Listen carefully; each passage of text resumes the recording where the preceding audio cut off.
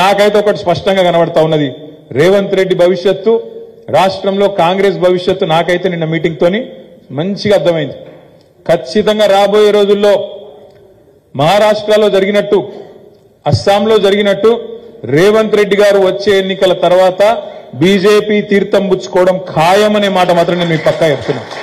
మరొక ఏకనాథ్ షిండే, మరొక హిమంత బిశ్వాస్ శర్మ ఇక్కడనే ఉడతాడు, కాంగ్రెస్ పార్టీని బొందబెడతాడు. నేను ఉత్తగా ఆషామాషిగా చెప్తలేని ఈ మాట.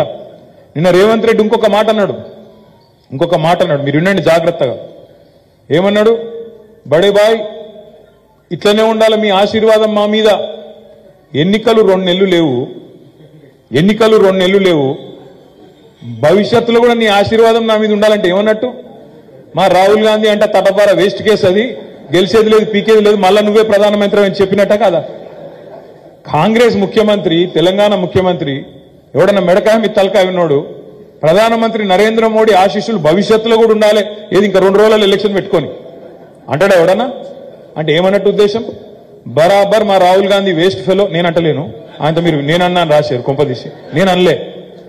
రాహుల్ గాంధీ సన్నాసి వేస్ట్ ఫెలో, ఆయనతో కాదు, నేను అంటలేను భయ్, ఆయన అన్నాడు. మళ్ళీ చెప్తున్నా మీకు, ఆయనతో కాదు, నువ్వే అయితే మళ్ళీ ప్రధానమంత్రిని తెలంగాణ ముఖ్యమంత్రి కాంగ్రెస్ వాడు చెప్తే ఏమనుకోవాలి నాకు అర్థం కాదు. వీళ్ళ దివాలాకోర రాజకీయాన్ని, ఇంత దౌర్భాగ్యపు పరిస్థితుల్లో ఇలా కాంగ్రెస్ పార్టీ ఈ రాష్ట్రంలో ఉన్నది. ఒకసారి ఆలోచించండి.